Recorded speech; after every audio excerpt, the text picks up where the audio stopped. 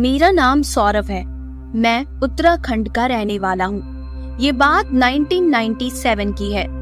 मेरा असिस्टेंट राजेश और मैं रात को ट्रक चलाकर गुजरात सामान पहुंचाने जा रहे थे। गुजरात से हमें पंजाब जाना था और फिर वापस गुजरात आना था। हम उत्तराखंड से बाहर निकल चुके थे। रास्ता काफी सुनसान हो चुका था क्योंकि रात के करीब 1 बज चुके थे। अब इक्का दुक्का गाड़ियां ही रोड पर नजर आ रही थी। ऐसा लग रहा था जैसे मेरे और राजेश के अलावा और हमारी ट्रक की रोशनी के अलावा रोड पर कोई है ही नहीं। पर ये तो हमारा रोज का काम था। किसी आम इंसान के लिए जो हमेशा भीड़ भाड़ वाली रोड पर ही ड्राइव करता हो, उसके लिए ये सुनसान रास्ता एक अनजाना भय पैदा करने वाला हो सकता है। पर हम तो ट्रक ड्राइवर हैं और इस तरह रात में सफर करना हमारे लिए बिल्कुल सामान्य बात है। उस समय ठंड का मौसम था। ठंडी ठंडी हवाएं चल रही थी। तभी राजेश, जो कि मेरा असिस्टेंट था, हम दोनों आपस में हंसी मजाक करते हुए बातें करते हुए ही सफर तय करते थे। राजेश मेरा दोस्त भी था। आज उसे न जाने क्या हुआ, वो कहने लगा, चलो भूत प्रेत की कहानियां सुनाते हैं। मैंने उसे कहा, मुझे तो ऐसी कोई कहानियां नहीं आती। तो वो बोला, अच्छा ठीक है, मैं सुनाता हूँ।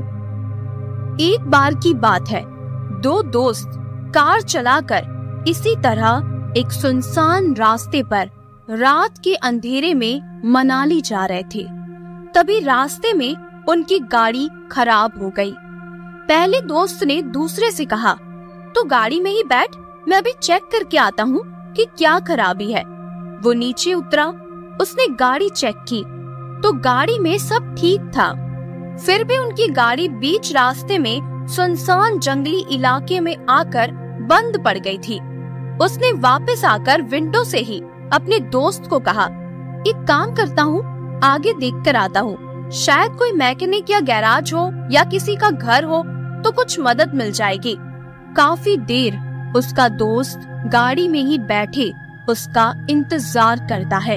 तभी अचानक उसका दोस्त गाड़ी के विंडो के पास आके खड़ा हो जाता है। उसे एकदम से इतना पास देखकर वो डर जाता है और उसे पूछता है, क्या हुआ, कोई मिला क्या? लेकिन उसका दोस्त कोई जवाब ही नहीं देता। वो दोबारा पूछता है, अरे बोलना, मुझे ऐसे क्या देख रहा है, कोई मिला या नहीं? लेकिन वो फिर भी कुछ नहीं बोलता। तभी वो अपने दोस्त से कहता है, एक काम कर, तू साइड हो, मुझे बाहर आने दे। वो जैसे ही बाहर आने के लिए कार का दरवाजा खोलने ही जाता है कि तभी उसकी नजर बाहर जाती है और वो देखता है कि कार के बाहर सिर्फ उसके दोस्त का सिर ही मौजूद है और उसके नीचे का पूरा शरीर गायब है। ये देखकर वो वहीं बेहोश हो जाता है। फिर मैंने राजेश से कहा, यार ऐसा सच में किसी के साथ हो गया तो क्या होगा? तभी अचानक ट्रक ड्राइविंग करते हुए हम दोनों ने देखा कि रोड पर एक काला जादू वाली गुड़िया की मुंडी कटी हुई रोड के किनारे पड़ी हुई थी। हम दोनों ने उसे देखा और हमें थोड़ा अजीब सा भी लगा। फिर हमने एक दूसरे की तरफ देखा और इस बात को नजरअंदाज करके हम कुछ भी नहीं बोले। उसके बाद मैंने कहा, वैसे मुझे भी एक कहानी याद आ रही है। मैंने भी बहुत पहले अपने एक दोस्त से सुनी थी। एक बार की बात है, 5 दोस्त एक हॉन्टेड हाउस के बारे में सुनते हैं। वो किसी गांव के बाहर बना हुआ था। कहते थे कि उस घर में सालों पहले एक लड़की की मौत हो गई थी और तब से उस लड़की की आत्मा उस घर में ही रहती है। इन 5 दोस्तों को जब उस घर के बारे में पता चला तो उन्होंने वहां जाने का प्लान बनाया और एक रात वो 5 दोस्त रात के 12 बजे अपनी कार लेकर उस भूतिया घर की ओर निकल पड़े। जैसे ही वो 5 उस घर के पास पहुँचे, उन्हें बहुत अजीब अजीब सी और डरावनी आवाजें सुनाई देने लगी। ऐसा लग रहा था जैसे कोई बातें कर रहा है। किसी के फुसफुसाहट की आवाजें आ रही थी। उसके बाद वो पांचों दोस्त जब उस घर के थोड़ा और करीब गए तो उन्हें किसी लड़की के जोरदार चीखने चिल्लाने की आवाजें आने लगी और अचानक ही उन लोगों को बहुत ज्यादा ठंड लगने लगी। लेकिन फिर भी वो पांचों दोस्त उस घर के अंदर जाते हैं। घर के अंदर पहुंचते ही उन पांचों को अपने सामने एक लड़की की आकृति नजर आती है, जिसे देखकर वो पांचों बहुत ज्यादा डर जाते हैं और वहीं बेहोश हो जाते हैं। कहते हैं कि उसके बाद वो पांचों दोस्त कभी वापस लौट कर आए ही नहीं। ये सुनकर राजेश बोला, अरे वाह, ये कहानी भी अच्छी थी। लेकिन तभी अचानक जब हम दोनों बातें कर ही रहे थे, हमें रोड पर एक लड़की की धुंधली सी आकृति नजर आने लगी। ये देखकर हम दोनों चौंक गए और फिर हमें ऐसा लगा जैसे कोई हमारे पीछे बैठकर बातें कर रहा है। उसके फुसफुसाने की आवाज हम दोनों को सुनाई दे रही थी। मैं अब बहुत ज्यादा डरने लगा। ये दूसरी बार था जब ऐसा कुछ अजीब हमारे साथ घटित हुआ। मैंने राजेश से कहा, यार, जो भी कहानी हम सुना रहे हैं उससे जुड़ी हुई चीजें ही हमारे साथ हो रही है। ये कुछ अजीब नहीं है? राजेश बोला, अरे ऐसा कुछ नहीं है, वो हम दोनों ऐसे रात के अंधेरे में भूत प्रेत की बातें कर रहे हैं ना, इसीलिए हमें वहम हुआ होगा, और कुछ नहीं।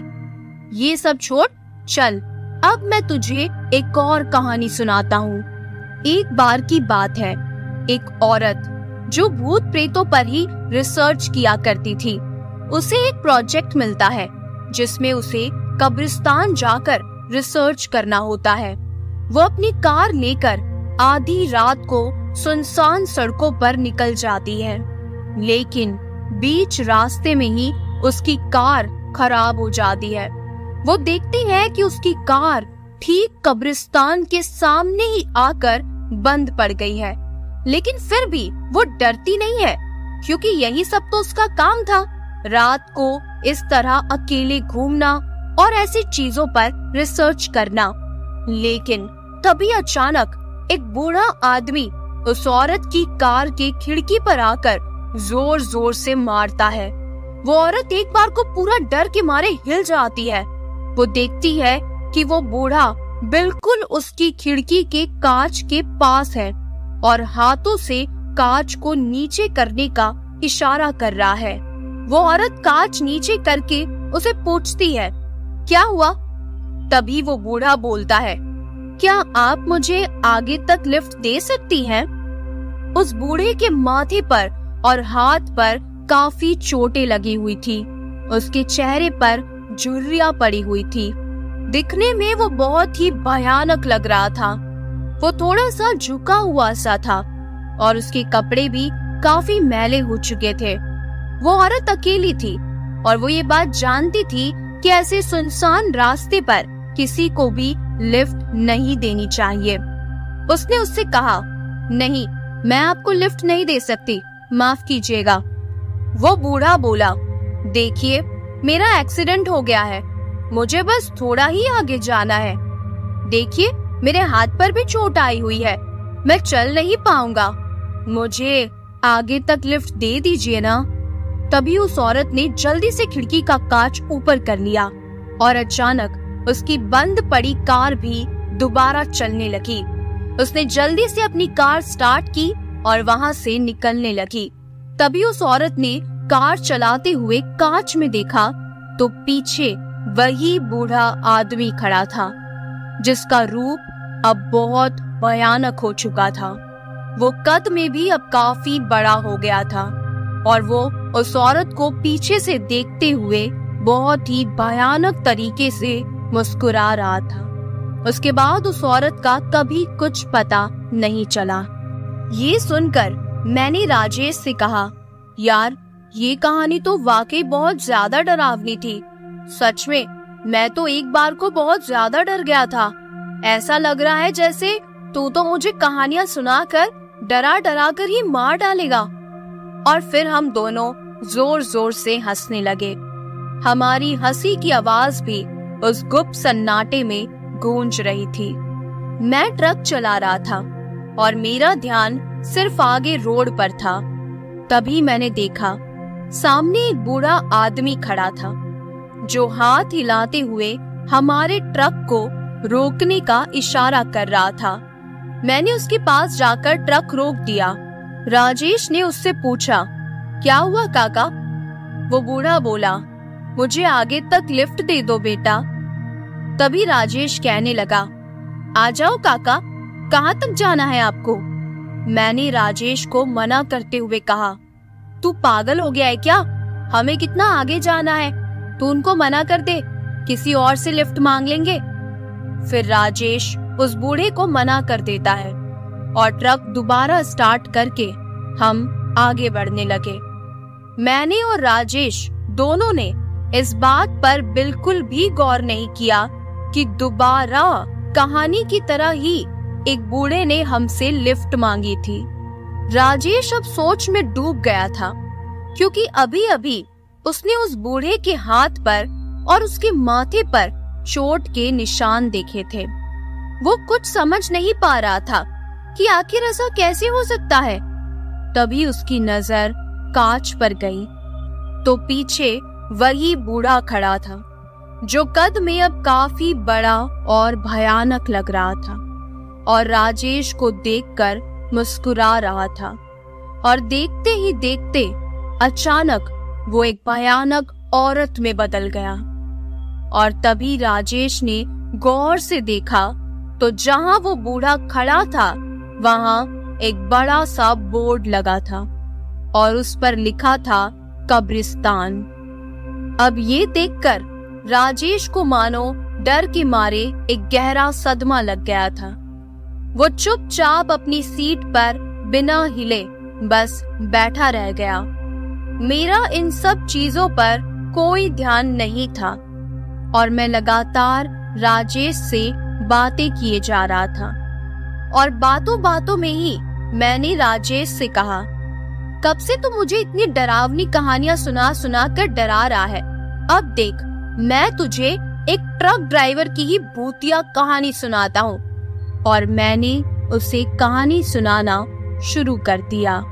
मैंने कहा, एक बार एक ट्रक ड्राइवर हमारी ही तरह रात को सुनसान सड़कों से गुजर रहा था। वो बिल्कुल अकेला था और रात के करीब 3 बज रहे थे। वो चुपचाप अपना ट्रक चलाए जा रहा था, लेकिन तभी उसने देखा कि उसके ठीक सामने रोड पर एक अजीब सी आकृति बन रही थी। उसे देखकर वो बहुत ज्यादा डर गया था। उसे ये समझते देर नहीं लगी कि ये कोई इंसान नहीं है बल्कि कुछ और ही है। लेकिन इतनी घबराहट के बावजूद उसने अपना ट्रक नहीं रोका और बस ट्रक चलाता रहा। तभी अचानक उसके सामने से वो आकृति एक धुएं में बदलकर उसके ट्रक के सामने के कांच से होकर गुजर गई। इस घटना के बाद वो बहुत ज्यादा डरा हुआ था, पर वो लगातार अपना ट्रक चलाता रहा।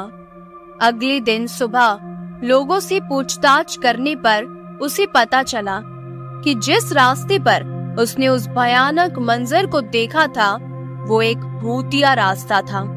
और लोगों का यहाँ तक कहना था कि आज तक जो भी उस रास्ते से गुजरा है वो कभी लौटकर वापस नहीं आया। तो बता, कैसी लगी तुझे ये कहानी? तेरी कहानी से भी ज्यादा डरावनी थी ना? लेकिन राजेश कोई जवाब ही नहीं दे रहा था।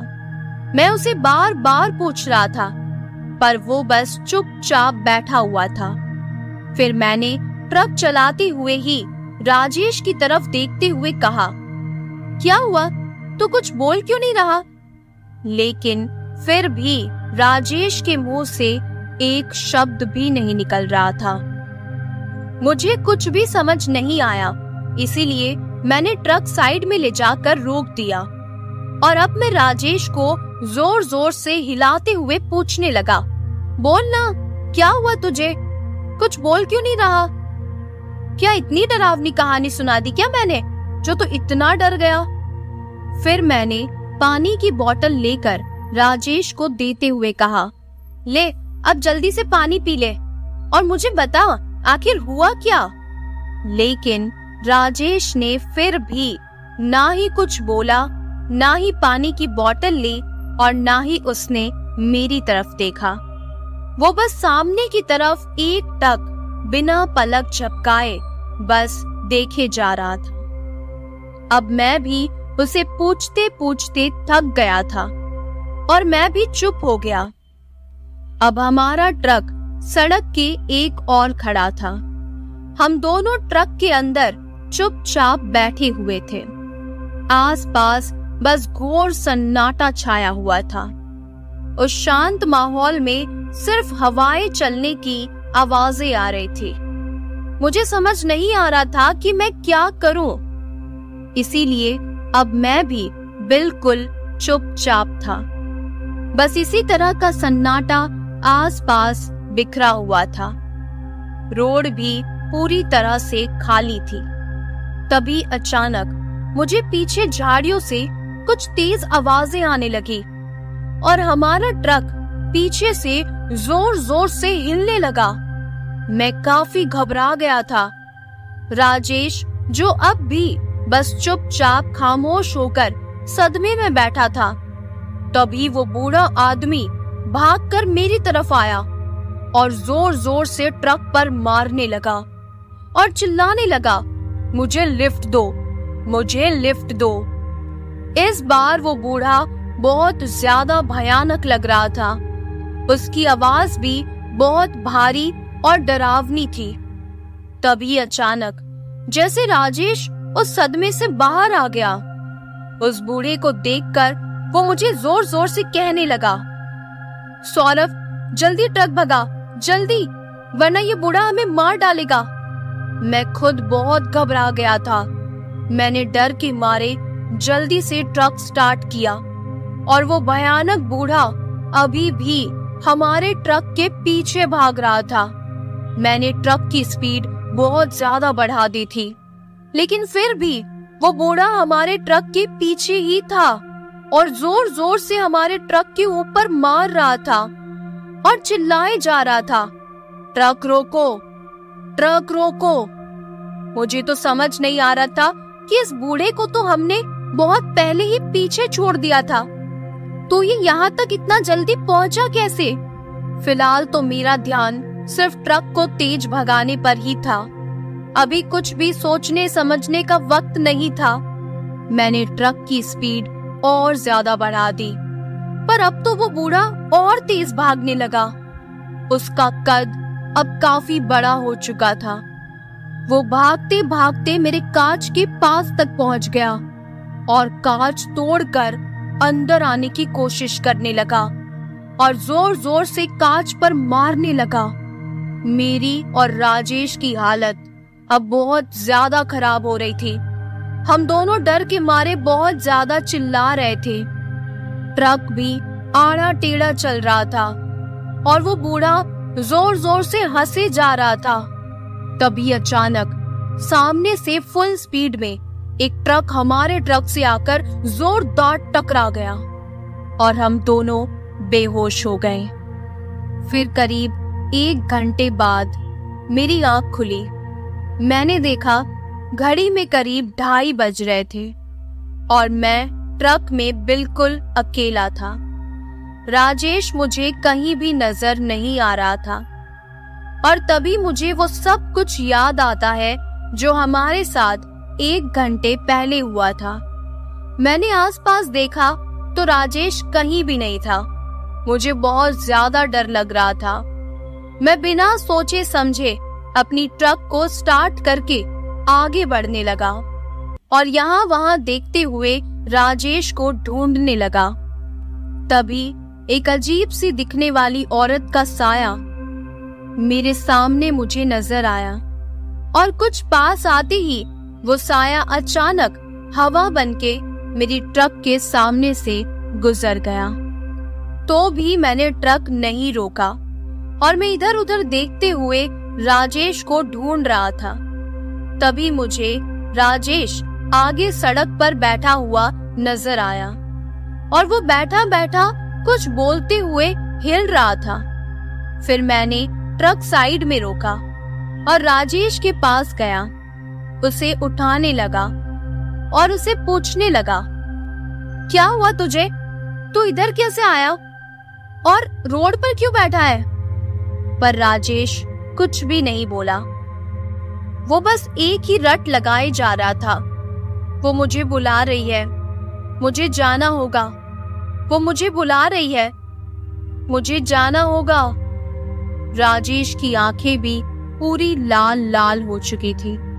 मैं उसे उठाकर ट्रक में ले आया और उसे ट्रक में बिठा दिया और बिना कुछ सोचे समझे मैं बस ट्रक चलाता गया।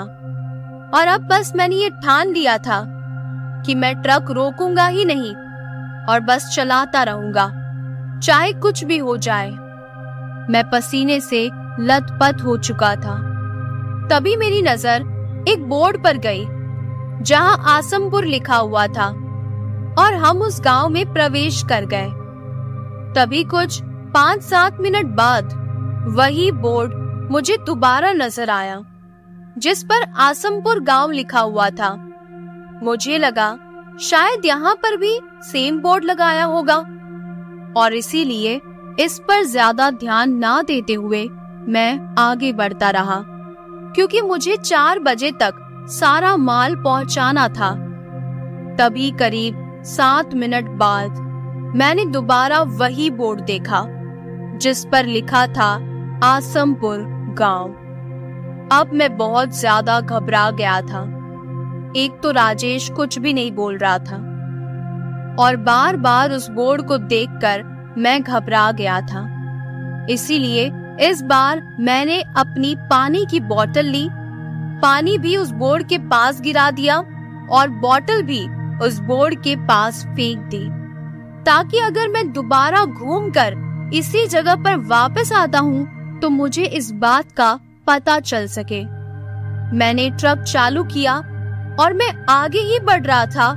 तभी मैंने ऊपर कांच में देखा कि अब राजेश मेरी तरफ देख रहा है। उसकी आंखें अब भी पूरी तरह से लाल थी और वो एकटक मुझे घूरे जा रहा था। पर अब अचानक से वो मुझे देखते देखते अजीब तरीके से मुस्कुराने लगा। मैं बहुत ज्यादा डर गया था, इसीलिए मैं जानबूझकर राजेश की तरफ देख ही नहीं रहा था और बस मैं अपने ट्रक को सीधा सीधा चलाए जा रहा था और राजेश बस एकटक मुझे घूरे जा रहा था, और वो भी एक भयानक सी मुस्कान के साथ। ठीक 7 मिनट बाद मैं दोबारा उसी जगह वापस आ गया। वहां पर वही बोर्ड लगा हुआ था और उस पर लिखा था आसमपुर गांव। नीचे पानी गिरा हुआ था और मेरी पानी की बोतल भी वहीं पड़ी हुई थी। अब अचानक राजेश भी मेरी तरफ से नजरें हटाकर सामने देखने लगा था और फिर उसने अपने दोनों हाथ सामने रखे और जोर जोर से अपना सिर फोड़ने लगा और अपने मुंह से भी अजीब अजीब आवाजें निकालने लगा। उसकी ये सारी हरकतें देखकर अब मैं डर के मारे पागल हुआ जा रहा था। मुझे अब कुछ भी समझ नहीं आ रहा था, इसीलिए मैंने अपना ट्रक दोबारा स्टार्ट किया और मैं वहां से निकलने के बारे में सोचने लगा। अब ठीक 7 मिनट बाद मुझे दोबारा एक बोर्ड नजर आया जिस पर मानगढ़ गांव लिखा हुआ था। इस बार बोर्ड को बदला हुआ देखकर मैं बहुत ज्यादा खुश हो गया और मैं राजेश की तरफ देखने लगा तो वो भी अब बिल्कुल नॉर्मल हो चुका था। उसकी आंखें अब बिल्कुल सामान्य नजर आ रही थी। मैंने कुछ राहत की सांस ली और मैं मानगढ़ गांव के अंदर आगे बढ़ गया। अब राजेश मुझसे सवाल पूछने लगा, ये हम कहाँ पर है? हम कहाँ जा रहे हैं? हमने माल पहुंचा दिया क्या? क्या हुआ? तो कुछ बोल क्यों नहीं रहा? लेकिन मैंने अभी राजेश की किसी भी बात का जवाब देना सही नहीं समझा। मैं बस ट्रक को फुल स्पीड में चलाता रहा और आखिरकार मैं उस जगह पहुंच गया जहां मुझे माल पहुंचाना था। मैंने ट्रक रोका, ट्रक से नीचे उतरकर मैंने माल सप्लाई किया, लेकिन तभी वो मालिक मुझ पर चिल्लाने लगा, रात के 3:30 बज गए, तुम 2 बजे आने वाले थे, कितना वक्त लगा दिया, कब से मैं तुम्हारा इंतजार कर रहा हूँ। लेकिन मैंने उससे कहा, सॉरी साहब, वो थोड़ा लेट हो गया, और इतना कहकर मैं दोबारा ट्रक में आकर बैठ गया। राजेश, जो अब भी मुझसे सवाल पूछे जा रहा था, पर मैंने उसकी किसी भी बात का अभी तक कोई जवाब नहीं दिया था। फिर वहां से थोड़ा आगे बढ़ने के बाद मुझे एक छोटा सा ढाबा नजर आया। मैंने ट्रक ले जाकर ढाबे के पास रोक दिया और अब मैं और राजेश उतरकर ढाबे पर चले गए। वहां पर एक औरत थी, उससे हमने चाय बिस्किट मांगे और हम वहां शांति से बैठकर चाय बिस्किट खाने लगे। तभी राजेश को बिस्किट खाते ही खून की उल्टी होना शुरू हो गया। मैंने उस औरत से पानी की बोतल मांगी और मैं वो पानी की बोतल राजेश को देने लगा, लेकिन उसकी ऐसी हालत देखकर अब मुझे कुछ भी समझ नहीं आ रहा था कि आखिर ये सब हो क्या रहा है। मैंने अभी तक चाय और बिस्किट का एक निवाला भी नहीं लिया था। मैं बस खाने ही जा रहा था कि उससे पहले ही राजेश को खून की उल्टी होना शुरू हो गई थी। अब मैंने उस औरत से पूछा, क्या यहाँ आसपास कोई अस्पताल है?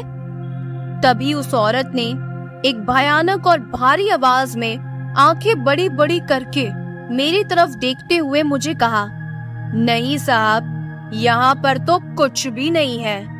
मैं राजेश को जैसे तैसे करके ट्रक के अंदर वापस ले आया। जैसे ही मैं दोबारा ट्रक स्टार्ट करने लगा, तभी मैंने देखा कि वो औरत ढाबे पर खड़ी हुई अपने हाथों से मुझे गुड बाय का इशारा कर रही थी और दिखने में वो बहुत भयानक लग रही थी। और जब मैंने पीछे ढाबे पर एक नजर घुमाई तो वहां कोई ढाबा था ही नहीं, वो एक खंडर था। ये देखकर अब मेरा दिमाग घूम चुका था। मैं ये समझ गया था कि कहीं ना कहीं मैं किसी हॉन्टेड रोड पर आकर फंस चुका हूँ। जैसे ही नया गांव आया था तो मुझे लगा कि हम उस भूतिया दलदल से बाहर निकल कर आ चुके हैं, लेकिन अब मुझे पूरा यकीन हो गया था कि हम तो उस दलदल में और ज्यादा फंसते चले जा रहे हैं। राजेश अब बेहोश हो चुका था और मुझे भी कुछ समझ नहीं आ रहा था कि आखिर अब मैं क्या करूं। मैंने सोचा मैं पुलिस को कॉल कर देता हूं, पुलिस ही अब मुझे यहाँ से आकर निकाल कर ले जाएगी। मैंने छलावे के बारे में कई कहानियां सुन रखी थी, पर आज मेरे खुद के साथ एक ऐसा छलावा हो जाएगा ये मैंने कभी नहीं सोचा था। और अब मैं समझ चुका था कि मैं इस छलावे के माया जाल में फंस गया हूँ और अब पुलिस ही मुझे इससे बाहर निकाल सकती है। ये सोचकर मैंने जैसे ही पुलिस को कॉल लगाया तो सामने से जो आवाज मुझे आई उसे सुनकर मेरा दिल बैठ गया। सामने से कुछ आवाजें तो आ रही थी, पर वो मुझे समझ नहीं आ रही थी। कभी ऐसा लग रहा था जैसे फोन की दूसरी साइड कोई भयानक आवाज में रो रहा है, और कभी ऐसा लग रहा था जैसे कोई हंस रहा है और वो कुछ बोलने की कोशिश भी कर रहा था, पर वो आवाज इतनी भारी और इतनी भयानक थी कि मैं एक शब्द भी समझ नहीं पा रहा था। अब मैं अपनी सुध बुध खो चुका था। मैंने ये मान लिया था कि आज मेरी जिंदगी का आखिरी दिन है। आज मैं और मेरा दोस्त दोनों मारे जाएंगे। अब हमारे पास बचने का कोई रास्ता नहीं था। हम एक ऐसे भयानक दलदल में फंस गए थे जहां से बच पाना अब बहुत मुश्किल था। अब मैं बस ट्रक को चलाए जा रहा था। मैं कहां जा रहा था मैं कुछ नहीं जानता था। मैंने अब अपने बचने की उम्मीद छोड़ दी थी। तभी अचानक राजेश, जो बेहोश हो गया था, वो दोबारा जाग गया। उसकी आंखें अब फिर से लाल हो चुकी थी। उसके मुंह से खून टपक रहा था। ट्रक के अंदर खून ही खून बिखरा हुआ था और अब वो अचानक जोर जोर से ताली पीट पीट कर हंसने लगा। मेरे दोस्त की ऐसी हालत देखकर अब मैं रोने लग गया था। मुझे अब कुछ भी समझ नहीं आ रहा था कि आखिर मैं क्या करूं। मैंने ये मान लिया था कि अब ना ही मैं अपने दोस्त को बचा पाऊंगा और ना ही खुद को। तभी अचानक ठंड का मौसम बदलकर बारिश होने लगी। जोर जोर से बिजलियां कड़कने लगी। यहाँ राजेश अजीब अजीब हरकतें करने लगा। उसकी हड्डियों से कुछ टूटने की आवाजें आ रही थी। वो ऐसी हरकतें कर रहा था जैसे उसे मिर्गी के दौरे पड़ रहे हो। मैं डर भी रहा था और साथ ही साथ रो भी रहा था, लेकिन अब मैं अपनी हिम्मत भी हार चुका था। तभी अचानक ट्रक का हॉर्न जोर जोर से अपने आप ही बजने लगा और ट्रक की लाइट्स अपने आप बंद चालू होने लगी। बारिश और तेज हो गई और मुझे अपने सामने से कई सारी भयानक आत्माएं आती हुई दिखाई देने लगी। ऐसा लगने लगा जैसे मेरे पीछे भी कोई बैठा है और पीछे से भी कई सारे लोग मेरे ट्रक की तरफ आ रहे हैं। जब मैंने सामने कांच में देखा तो मुझे मेरे पीछे कोई बैठा हुआ नजर आ रहा था। वो एक भयानक सी औरत थी जो मुझे देखकर हंसती जा रही थी। मुझे बस मेरे कानों में जोर जोर से रोने की, चिल्लाने की और हंसने की आवाजें आ रही थी। वो आवाजें अब मेरे कानों में गूंज रही थी। उन आवाजों को सुनकर मुझे ऐसा लग रहा था जैसे मेरे सिर की नसें ही फट जाएगी।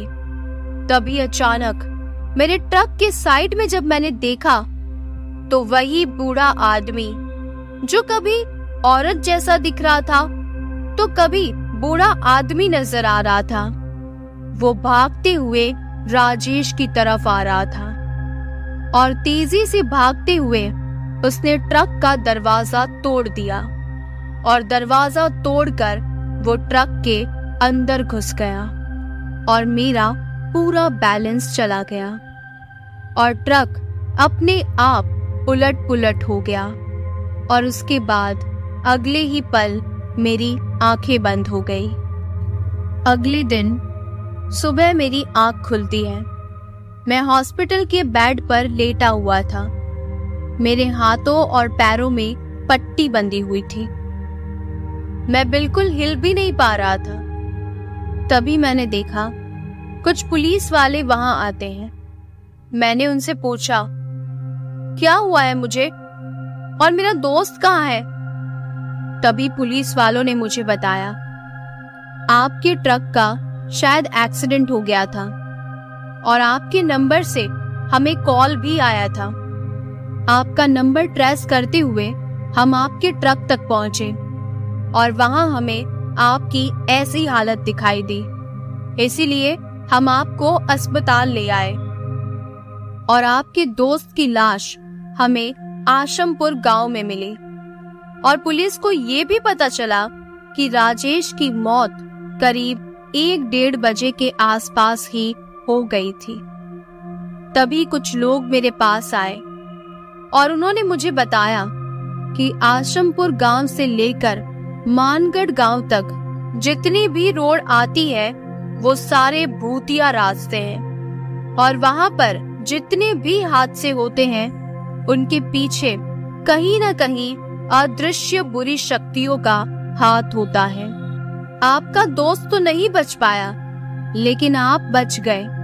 ये बहुत बड़ी बात है, क्योंकि उन रास्तों पर अक्सर जो भी जाता है वो मौत के मुंह से कभी बच नहीं पाता।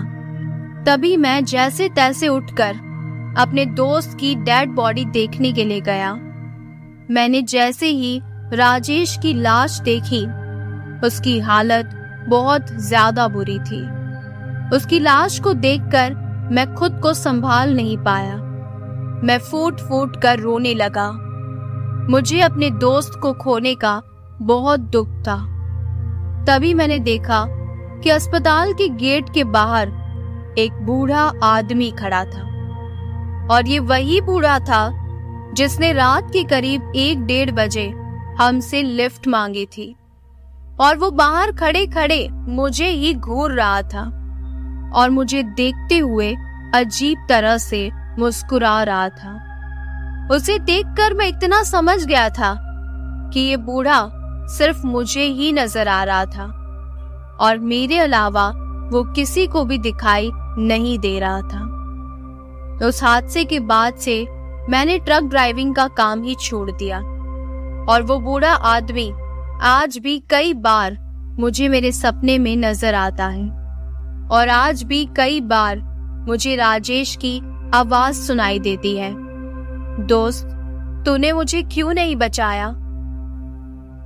कहानी आपको कैसी लगी कमेंट करके जरूर बताइएगा। अगर आपको ये कहानी पसंद आई है तो मेरे वीडियो को लाइक और चैनल को जरूर सब्सक्राइब कीजिए। चलिए अब सुनते हैं हमारी अगली भूतिया कहानी। रोहन की एक कंपनी में नई सेल्स की जॉब लगी थी। नया होने के कारण रोहन को इस फील्ड में काम करने का ज्यादा एक्सपीरियंस नहीं था। वो अपने सीनियर के अनुसार इस काम को अंजाम देता था, और उसके सीनियर्स उससे काम ज्यादा करवाने के लिए हमेशा उस पर टारगेट का दबाव बनाते थे। ऐसे ही एक शाम को उसके सीनियर्स का कॉल आया और उसे कंपनी के सामान की मार्केटिंग करने के लिए शहर की एक अजीब सी सुनसान जगह जाने के लिए कहा गया। उसने घड़ी की ओर देखा तो शाम के 5 बज रहे थे। बाहर मौसम काफी खराब था। घने बादलों के कारण ऐसा लग रहा था कि मानो रात हो चुकी हो। साथ ही साथ तेज बारिश भी शुरू हो गई थी। रोहन वहां जाता तो लौटने में काफी देर हो जाती। ये सोचकर उसने अपने सीनियर से कहा, सर मेरे हिसाब से इतनी देर वहां जाना ठीक नहीं होगा, मैं कल चला जाऊं? दूसरी ओर से उसका सीनियर गुस्सा होकर बोला, देखो सेल्स वाले बंदे समय नहीं देखते। इस फील्ड में वैसे भी बहुत कंपटीशन है। अगर तुम्हें परेशानी हो रही है तो किसी और को भेज सकता हूँ मैं, उसका टारगेट पूरा हो जाएगा। टारगेट के बारे में सोचकर रोहन ने जाने के लिए हाँ कर दिया। हैरान परेशान सा वो तेज बारिश में अपनी बाइक से शहर की भीड़ भाड़ वाली सड़कों से निकलकर वहां पहुंच गया। ये एरिया भी लोगों की आवाज से हर वक्त रोशन रहता था, मगर आज खराब मौसम और तेज बारिश के कारण दूर दूर तक उसे कोई इंसान नजर नहीं आ रहा था। वो जल्दी जल्दी अपनी बाइक चलाकर अपनी साइट पर पहुंच गया, मगर वहां पर कोई भी नहीं था। जिस मैनेजर से उसे मिलना था वो आज खराब मौसम की वजह से जल्दी अपना काम खत्म करके अपने घर निकल गया था। रोहन को अब खुद पर ही गुस्सा आने लगा कि वो यहाँ आने से पहले एक कॉल करके क्यों नहीं आया। उस वक्त रात के 10 बज चुके थे। बाहर अभी भी तेज बारिश हो रही थी। रोहन खुद से कहने लगा, यार ऐसी बारिश में तो बाइक चलाना भी मुश्किल होगा, मगर यहाँ पर रुक भी तो नहीं सकता। हे भगवान, ये प्राइवेट नौकरी भी जो कराए वो कम है। खुद से बात करते हुए धीरे धीरे बाइक चलाने लगा। बारिश के कारण रोहन को आगे का कुछ भी दिखाई नहीं दे रहा था। उसे आगे बाइक चलाने में काफी तकलीफ हो रही थी। वो अभी कुछ दूर चला ही था कि उसकी गाड़ी खराब हो गई। वो अपनी गाड़ी ठीक करने की कोशिश करने लगा, मगर नाकामी उसके हाथ लगी। वो परेशान होकर मदद की तलाश करने लगा। दूर दूर तक कोई भी नजर नहीं आ रहा था।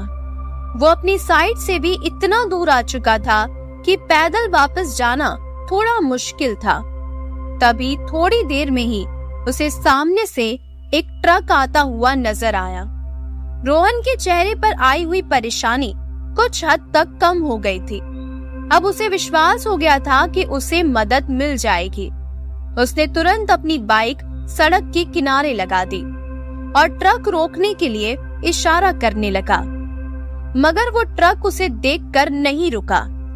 अब रोहन के चेहरे पर निराशा छा गई और फिर वो किसी और गाड़ी का इंतजार करने लगा। अगले ही पल वो ट्रक रिवर्स में आकर उसके पास आकर खड़ा हो गया। रोहन को काफी हैरानी हुई कि जो ट्रक अभी बिना रुके चला गया था, अचानक से वापस पीछे क्यों आया। जैसे ही ट्रक उसके पास आकर रुका, सड़क किनारे के लैंपों की हल्की रोशनी में उसने देखा कि ट्रक की हालत बहुत ही खराब हो चुकी थी। जगह जगह से उसके पतरे उतरे हुए थे, मानो किसी हादसे का शिकार हो गया हो। उसे इस ट्रक का अजीब हाल देखकर खुद भी बहुत अजीब फील हो रहा था, मगर अचानक ही जैसे वो सम्मोहित सा हो गया। तभी ट्रक ड्राइवर की भारी आवाज उसके कानों में पड़ी। हाँ भाई, कहाँ जाना है? कोई मदद चाहिए क्या? ड्राइवर की आवाज सुनकर रोहन का सम्मोहन टूट सा गया। वो धीरे धीरे ड्राइवर की ओर आगे बढ़ने लगा। अंधेरे में उस ड्राइवर का चेहरा बहुत ही भयानक लग रहा था। काला चेहरा और कंबल में उसने खुद को लपेटे हुए था। उसे देखकर कुछ पल के लिए रोहन डर सा गया। उसके शरीर में ठंड के कारण कपकपी सी होने लगी और एक अजीब सी गंध उसके नाक में आने लगी। जब रोहन ने कोई जवाब नहीं दिया तो वो ड्राइवर दोबारा बोला, भाई कहीं चलना है तो बता दीजिए। उसकी बात सुनकर रोहन को कुछ होश आया और वो बोला, मैं किसी काम से अंदर शहर में आया था। वापस लौटते समय मेरी बाइक खराब हो गई। मुझे थोड़ी दूर के लिए लिफ्ट दे दीजिए। तभी उस ट्रक ड्राइवर ने कहा, भाई हम तो यहाँ पर मदद करने के लिए ही तो हैं। आगे तो जगह नहीं है, पीछे बैठ जाओ। ये कहकर वो ट्रक ड्राइवर अजीब तरीके से हंसने लगा। अंधेरे वीरान में रोहन को इस तरह की हंसी बहुत अजीब लग रही थी, मगर उसे मदद की बहुत जरूरत थी। इसीलिए उसके कहने पर रोहन पीछे की सीट पर जाकर बैठ गया। बैठकर उसने देखा कि वहां पर एक बुजुर्ग आदमी, उसके साथ एक छोटा बच्चा और एक महिला भी घूंघट ओढ़कर बैठी हुई थी। रोहन उनके पास जाकर ही बैठ गया और जैसे ही ट्रक चलने लगा, पीछे बैठा वो बुजुर्ग आदमी, वो बच्चा और वो महिला रोहन की ओर अजीब सी निगाहों से देखने लगे। उनकी सफेद आंखें रोहन के मन में भय पैदा कर रही थी। जब से वो इस ट्रक के पास आया था, तब से ही ये अजीब सी गंध उसे बहुत ही परेशान कर रही थी। उसे कुछ भी समझ नहीं आ रहा था कि आखिर ये गंध किस चीज की है। रोहन अपनी नाक पर रुमाल रखकर चुपचाप बैठ जाता है। तभी वो बुजुर्ग धीरे धीरे उसकी तरफ आगे आने लगता है। जैसे जैसे वो रोहन के पास आ रहा था, वैसे वैसे वो बदबू बढ़ती जा रही थी। साथ में ही ठंड भी बढ़ती जा रही थी। रोहन ने गौर से देखा तो बुजुर्ग आदमी का चेहरा भी बिल्कुल सफेद था। उसके चेहरे पर ढेर सारी झुर्रियां और आंखें इतनी काली मानो आंखों की जगह पर गड्ढे हो। उस पर लगे हुए चश्मे की ग्लास भी टूटी हुई थी। रोहन डरते हुए साइड में हो गया। तभी उस बुजुर्ग ने कहा, बेटा कौन हो तुम? बहुत दिनों बाद इस रास्ते पर किसी सवारी को देखा है। बुजुर्ग के ऐसा बोलते हुए ही उसके साथ के सब लोग रोहन को और घूर घूर कर देखने लगे। उन सब की आंखों में एक खालीपन सा था। ये देखकर रोहन थोड़ा सा और परेशान हो गया था। रोहन ने सिगरेट के लिए अपनी जेब में हाथ डाला तो उसके हाथ में लाइटर आ गया। जैसे ही उसने लाइटर जलाया, वो बुजुर्ग डर के मारे उससे थोड़ा दूर हो गया, मगर वो अजीब सी गंध और ज्यादा आनी शुरू हो गई। रोहन ने अपने हाथ में सिगरेट का डब्बा लिया। वो बारिश में पूरा भीग चुका था। रोहन ने गुस्से में चलते हुए ट्रक से वो डब्बा बाहर फेंक दिया और लाइटर अपनी जेब में वापस रख लिया। जैसे ही उसने लाइटर को वापस अपनी जेब में रखा तो वो बुजुर्ग उसके और करीब आ गया और उसे कहने लगा, क्या हुआ बेटा, इस तरह परेशान क्यों हो रहे हो? ये कहते हुए वो जोर जोर से हंसने लगा। उसके साथ साथ वहां बैठा वो बच्चा और वो महिला भी जोर जोर से हंसने लगी। सभी लोग धीरे धीरे उसके पास आने लगे। बारिश में भीगने के कारण उसके कपड़े उनके शरीर से चिपके हुए थे। जब रोहन ने उन्हें ध्यान से देखा तो उन सब के शरीर पर चमड़ी का नामो निशान तक नहीं था, सिर्फ हड्डियों का ढांचा ही था। रोहन बहुत ज्यादा डर गया। वो जोर जोर से चिल्लाने लगा। रोहन को चीखता हुआ देखकर वो ट्रक ड्राइवर और तेजी से ट्रक चलाने लगा। जो महिला घूंघट में थी उसका घूंघट अपने आप हट गया। उसका चेहरा बहुत ही डरावना था। जगह जगह से जले हुए चेहरे पर मांस लटक रहा था। देखते ही देखते वो लोग खुद ब खुद जलने लगे। इस तरह अचानक से जलते हुए लोग, वो गंध और तेज होने पर रोहन को समझ आ चुका था कि ये गंध किस चीज की है। वो गंध इंसानों को जलाने पर शमशान से आती हुई गंध थी। रोहन का डर के कारण बुरा हाल हो गया था। वो सभी जलती हुई लाशें रोहन के पास ही खड़ी थी। सभी लाशें धीरे धीरे करके रोहन के और करीब आने लगी और आकर रोहन से चिपकने लगी और अब रोहन का शरीर भी जलने लगा था। अगली सुबह मौसम बिल्कुल साफ हो गया था। सड़क पर अवन जवन भी शुरू हो गई थी। रोहन का जला हुआ शरीर उसकी बाइक के पास मिला। ट्रक में बैठे हुए लोग उसकी लाश को देख रहे थे। लाश के आसपास खड़े लोग कह रहे थे, लगता है सालों पुराना ट्रक जलने का हादसा कल रात को दोबारा हो गया। कैसी लगी आपको ये कहानी? कमेंट करके जरूर बताइएगा। इन दोनों में से आपको कौन सी कहानी ज्यादा अच्छी लगी, कमेंट में जरूर बताइए। अगर आपको मेरा वीडियो पसंद आया है तो वीडियो को लाइक और चैनल को सब्सक्राइब जरूर कीजिएगा। इसके साथ ही आप कौन से टॉपिक पर हॉरर स्टोरी सुनना पसंद करेंगे, अपने फेवरेट टॉपिक्स मुझे कमेंट में जरूर बताइए, ताकि मैं अगले वीडियोस उन्हीं पर बनाने की कोशिश करूंगी। अगर आप अपनी हॉरर स्टोरीज मेरे साथ शेयर करना चाहते हैं तो मेरी इंस्टा लिंक आपको डिस्क्रिप्शन में मिल जाएगी। वहां पर जाकर आप अपनी हॉरर स्टोरीज भी मेरे साथ शेयर कर सकते हैं।